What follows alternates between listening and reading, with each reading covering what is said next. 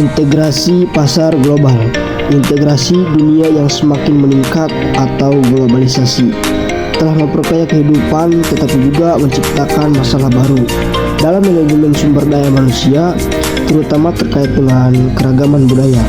Nah, untuk itu manajemen harus memperhatikan aspek budaya yang dapat diubah dan tidak dapat diubah, serta melindungi nilai-nilai dan etika organisasi. Organisasi perlu menyesuaikan praktik MSDM mereka dengan kondisi pasar tenaga kerja global yang terus berubah untuk menarik, mengembangkan, dan mempertahankan karyawan berkinerja tinggi. Oleh karena itu, praktik perkuatan internasional dan pengolahan SDM secara terpadu perlu dilakukan perusahaan di seluruh wilayah operasi.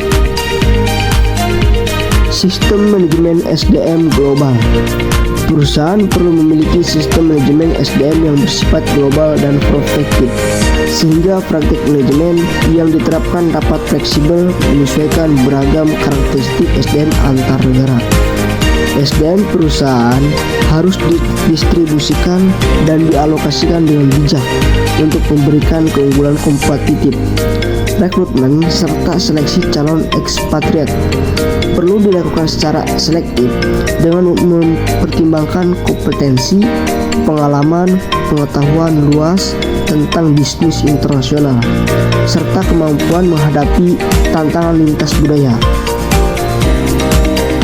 Peningkatan praktik IHRM atau International Human Resource Management. Pentingnya pelatihan sebelum penugasan internasional untuk menghilangkan ketidakpastian dan ambiguous yang tidak perlu bagi para ekspatriat. Disarankan bahwa pelatihan harus mencakup budaya, nilai, dan sikap lokal, dan mungkin termasuk pelatihan lintas budaya.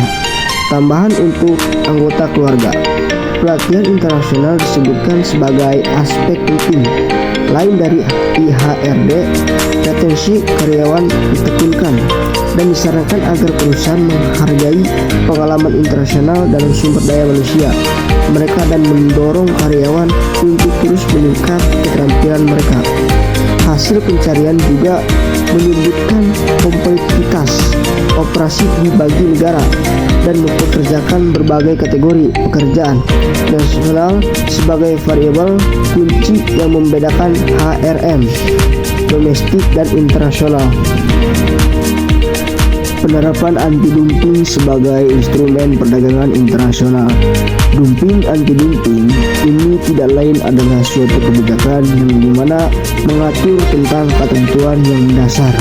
Pada praktik dumping itu sendiri, praktik dumping sudah sangat jelas merugikan negara ataupun berdampak tidak baik bagi perekonomian internasional, di mana praktik itu sendiri adalah bagian dari pelanggaran dalam perdagangan internasional.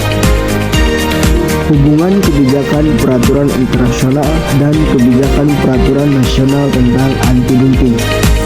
Dalam perdagangan internasional, khusus kebijakan internasional tentang masalah anti-dumping itu tidak terlepas dari kebijakan nasional negara.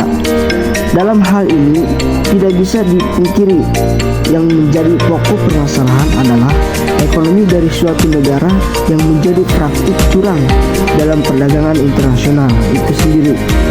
Anti-dumping seharusnya telah menjadi bagian dari kebijakan yang dikeluarkan oleh WTO dalam mengatur adilnya suatu penjualan dari impor sebuah negara.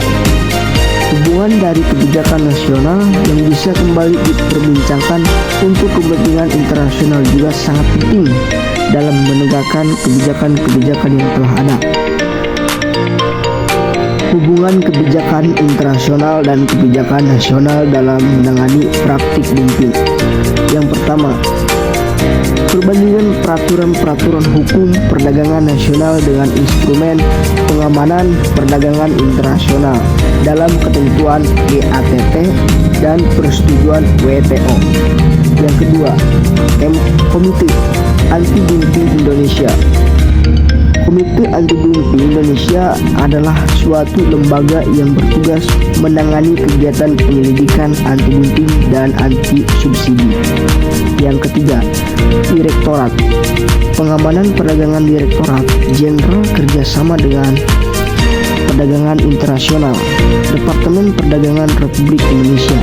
Yang keempat, Peraturan Anti-Dumping Nasional, Undang-Undang Nomor 10 Tahun 1905 tentang Kepemudaan tanggal 30 Desember 1995 diubah menjadi Undang-Undang Nomor 17 Tahun 2006 tentang perubahan Undang-Undang Nomor 10 Tahun 1995 tentang kepabenaan. Sumber daya manusia dalam bisnis internasional. Sumber daya manusia, bisa disingkat SDM, merupakan salah satu aset terpenting dalam bisnis internasional. SDM mencakup semua individu yang terlibat dalam organisasi, mulai dari manajemen hingga karyawan di lapangan.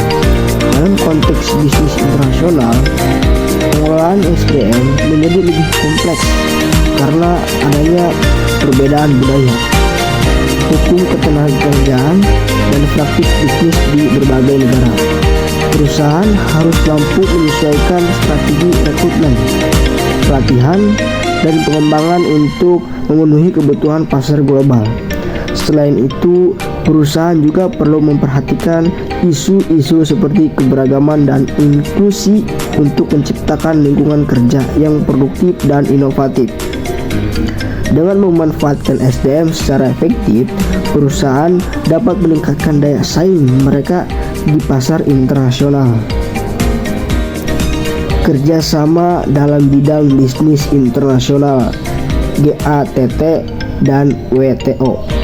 Kerjasama dalam bidang bisnis internasional seringkali difasilitasi oleh organisasi seperti General Agreement on Tariff and Trade dan World Trade Organization.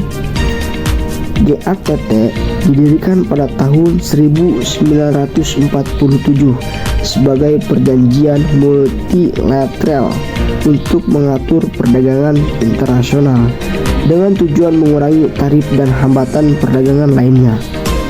Pada tahun 1995, GATT bertransformasi menjadi WTO yang tidak hanya mengatur perdagangan barang tetapi juga jasa dan hak kekayaan intelektual. Kerjasama ini penting karena membantu menciptakan aturan yang adil bagi semua negara anggota, mendorong liberalisasi perdagangan, serta menyelesaikan sengketa perdagangan secara damai. Melalui kerjasama ini, negara-negara dapat meningkatkan akses pasar mereka dan memfasilitasi pertumbuhan ekonomi global.